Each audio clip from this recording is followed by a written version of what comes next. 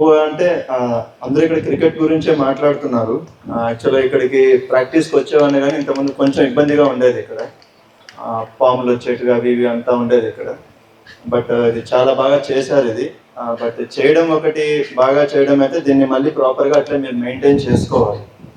అది మరి అసోసియేషన్ వాళ్ళు చేస్తారా వీళ్ళతో చేపిస్తారో నాకు తెలియదు కానీ బట్ అది మెయింటైన్ చేసుకోకపోతే ఏమవుతుందంటే ఫస్ట్లో ఒక 3 months 4 months బాగానే ఉంటుంది కానీ తర్వాత మనం అది పాడైపోతే మళ్ళీ ఎవరు పట్టించుకోరు దాన్ని.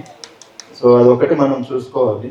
పిల్లలకి ఒకటే రిక్వెస్ట్ ఏంటంటే చదువు ఇంపార్టెంటే జీవితంలో, ఎప్పుడు చెప్పేది అదే, అందరూ చెప్తారు.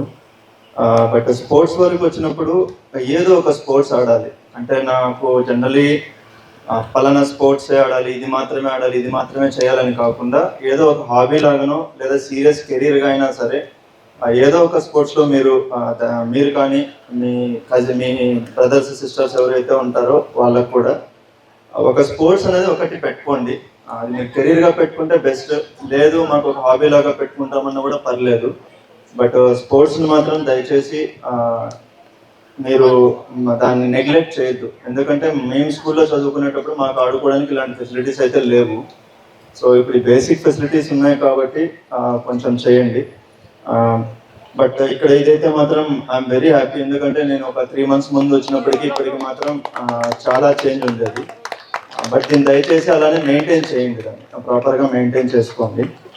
రెండోది హెచ్ఎర్లలో పోలీస్ గ్రౌండ్స్ ఏదైతే రెడీ చేశారో అక్కడ ప్రాపర్ మ్యాచ్ కోసం గ్రౌండ్ ఏదైతే రెడీ చేశారో అక్కడ ఎవరైనా వచ్చి ఆడొచ్చు, ఎవరిని ఏమి వద్దు అని చెప్పరు. మీరు టోర్నమెంట్ పెట్టుకోవాలన్నా ప్రాపర్ మ్యాచ్ పెట్టుకోవాలన్నా కూడా వచ్చి ఆడండి, ఆ ప్రాబ్లం లేదు. ఆడపిల్లలు ఏదైనా టోర్నమెంట్ అలాంటి కంప్లీట్లీ ఫ్రీగానే ఇస్తారు, ప్రాబ్లం లేదు, ఆడుకోండి.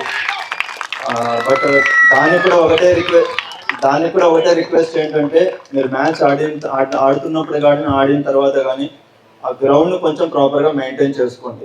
అక్కడ గ్రౌండ్ రెడీ చేసి అదేం కమర్షియల్ పర్పస్ కోసం రెడీ చేయలేదు, అది ఒక స్పోర్ట్స్ పర్పస్.